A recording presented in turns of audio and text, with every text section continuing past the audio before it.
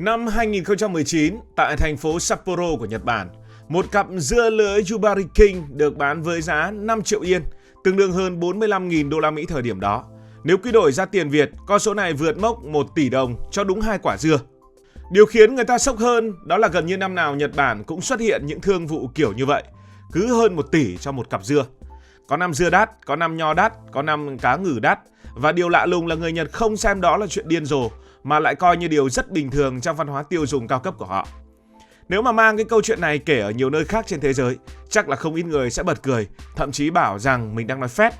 Bởi vì với phần lớn chúng ta, dưa chỉ để ăn để giải nhiệt, ăn để tráng miệng. Cùng lắm là mua loại ngon hơn một chút vào dịp lễ Tết. Nhưng tại Nhật Bản, có những quả dưa được đặt ở trong hộp lụa, có giấy chứng nhận, có mã số riêng, được chăm sóc như đồ cổ và bán với giá ngang một chiếc xe sang. Điều này nghe có vẻ vô lý, nhưng thật ra lại phản ánh rất rõ cách người Nhật nhìn về giá trị, sự hoàn hảo và cả thể diện. Muốn hiểu vì sao một cặp dưa có giá trị lên đến tiền tỷ, phải hiểu rằng ở Nhật Bản, thứ người ta mua không chỉ là để đưa vào mồm, không chỉ để ăn.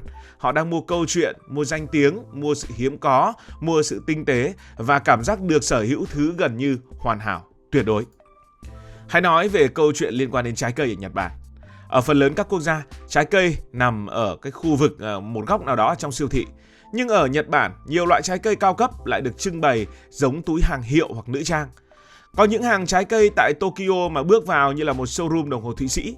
Táo được đặt riêng từng ô, nho được bọc như là pha lê, dưa được đặt trên lớp lụa mềm dưới ánh đèn vàng sang trọng. Không khí bên trong yên tĩnh đến mức người ta có cảm giác đang đi xem triển lãm chứ không phải là đang đi mua trái cây. Điều này bắt nguồn từ văn hóa quà tặng cực kỳ mạnh mẽ ở Nhật Bản. Người Nhật có rất nhiều dịp tặng quà trong năm. Cuối năm tặng quà để cảm ơn người đã giúp đỡ mình. Giữa năm cũng có dịp tặng quà. Đi công tác phải mua quà về cho đồng nghiệp. Gặp đối tác phải có quà. Đến thăm ai đó cũng thường mang quà theo. Trong xã hội Nhật Bản, món quà không chỉ là vật chất mà còn là cách thể hiện sự tôn trọng và mức độ coi trọng một mối quan hệ.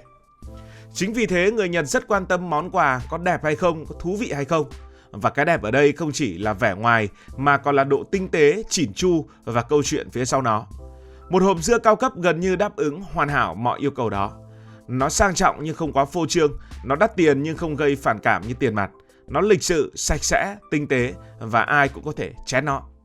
Cho nên tại Nhật, trái cây cao cấp dần thoát khỏi vai trò của những đồ ăn bình thường để bước sang thế giới của hàng xa xỉ. Nhưng những quả dưa này liệu có thực sự hoàn hảo hay không?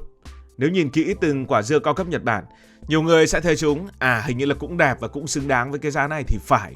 Các đường vân lưới phủ lên bề mặt cân đối gần như là tuyệt đối. Cuống dưa cong đẹp như được tạo hình bằng tay, màu sắc đồng đều, không có vết xước, không có chỗ lõm và không méo mó. Ở nhiều nơi trên thế giới, một quả dưa hơi lệch một chút cũng chẳng ai quan tâm, miễn ăn ngon là được. Nhưng ở Nhật chỉ cần sai lệch nhỏ thôi, giá trị của quả dưa có thể giảm rất mạnh. Điều này phản ánh một nét văn hóa cực kỳ nổi tiếng của người Nhật Bản, đó là nỗi ám ảnh với sự hoàn hảo. Người Nhật có một khái niệm gọi là monozukuri, hiểu đơn giản là tinh thần làm sản phẩm bằng tất cả sự tận tâm và kỹ tính. Tinh thần này xuất hiện ở khắp nơi trong xã hội Nhật Bản.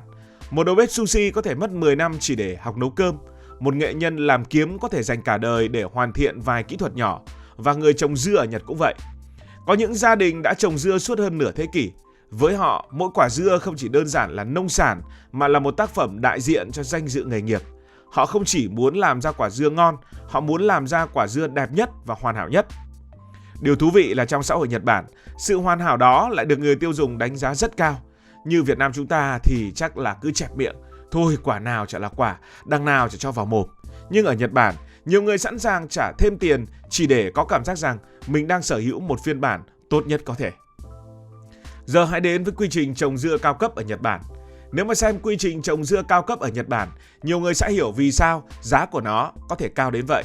Bình thường, một cây dưa ở nhiều quốc gia sẽ để nhiều quả để tối đa sản lượng. Nhưng với dưa cao cấp Nhật Bản, người nông dân thường chỉ giữ lại đúng một quả trên mỗi cây. Toàn bộ dinh dưỡng của cây sẽ dồn hết cho quả duy nhất đó. Nói cách khác, thay vì ưu tiên số lượng, họ hy sinh gần như toàn bộ sản lượng để tạo ra một siêu phẩm dưa. Những quả dưa này được trồng trong nhà kính để kiểm soát nhiệt độ quanh năm. Người trồng theo dõi lượng nước cực kỳ chính xác. Ánh sáng, độ ẩm và nhiệt độ được điều chỉnh siêu cẩn thận. Có nơi còn dùng hệ thống máy tính để quản lý môi trường trồng. Khi quả bắt đầu lớn lên, công việc còn kỳ công hơn nữa. Người nông dân dùng giấy chóng bọc dưa để tránh ánh nắng làm hỏng màu vỏ. Họ xoay quả thường xuyên để quả phát triển cân đối. Có nơi còn massage bằng tay để bề mặt đẹp hơn. Sau đó quả dưa được lau bóng bằng găng tay trắng. Nghe như giống chăm đồ cổ hay là xe sang hơn là làm nông nghiệp. Đặc biệt là toàn bộ quy trình này tiêu tốn rất nhiều thời gian và nhân công. Nhật Bản lại là quốc gia có chi phí lao động rất cao. Vì vậy, giá thành sản xuất của những quả dưa này thực sự không hề rẻ. Không hề rẻ nhưng làm gì đến mức đắt như vậy? Tại sao họ không bán rẻ hơn một tí? Thì có một thực tế rất quan trọng. Nhật Bản không phải cường quốc nông nghiệp theo diện tích lớn. Phần đa diện tích của họ là đồi núi, đất nông nghiệp ít, dân đông, giá đất cao, chi phí lao động thuộc hàng đắt đỏ nhất thế giới. Thế nên họ biết rằng nếu cạnh tranh sản xuất kiểu hàng loạt giá rẻ, Nhật làm sao mà đấu lại với Trung Quốc, làm sao đấu lại với Mỹ, với Thái Lan hay là Việt Nam. Cho nên người Nhật đã chọn một cách khác. Họ không cố làm nhiều nhất mà họ làm những gì tốt nhất. Đây là tư duy rất giống ngành đồng hồ Thụy Sĩ. Thụy Sĩ không thể làm đồng hồ rẻ nhất thế giới nên họ làm đồng hồ ngành cao cấp. Người Nhật cũng áp dụng logic tương tự vào nông nghiệp và được gọi là nông nghiệp cao cấp. Thay vì bán 1 triệu quả dưa giá thấp, họ tạo ra một số lượng nhỏ dưa siêu chất lượng với giá siêu cao.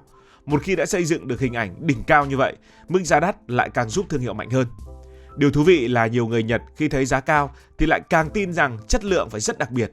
Tâm lý này tồn tại ở khá nhiều nước, nhưng tại Nhật, tâm lý này tồn tại mạnh hơn rất nhiều vì văn hóa coi trọng sự tinh tế và uy tín thương hiệu. Một điều thú vị là nếu bịt mắt ăn thử, chưa chắc ai cũng phân biệt được quả dưa vài trăm nghìn với quả dưa vài trăm triệu. Đúng là dưa cao cấp của Nhật rất ngon, ngọt sâu, thơm, mềm, mọng nước và có kết cấu cực kỳ mịn. Nhưng phần lớn giá trị của nó không nằm hoàn toàn ở vị giác, tức là không nằm ở việc có ngon hay không. Thứ người ta thực sự trả tiền chỉ là cảm giác mà thôi. Cảm giác có được một thứ rất hiếm, cảm giác được cầm một món quà hoàn hảo, cảm giác được người khác ngưỡng mộ vì ăn một quả dưa tiền tỷ, cảm giác rằng mình đang trải nghiệm đỉnh cao của chất lượng Nhật Bản. Thì cái câu chuyện này cũng giống với câu chuyện của hàng hiệu. Một chiếc túi vài triệu vẫn có thể dùng tốt, nhưng chiếc túi vài trăm triệu bán cả thương hiệu, bán cả câu chuyện và bán cả địa vị xã hội. Dưa Nhật cũng vậy, khi ai đó mang một hộp dưa cực đắt đi tặng đối tác, người Nhật sẽ hiểu rằng họ được coi trọng đến mức nào.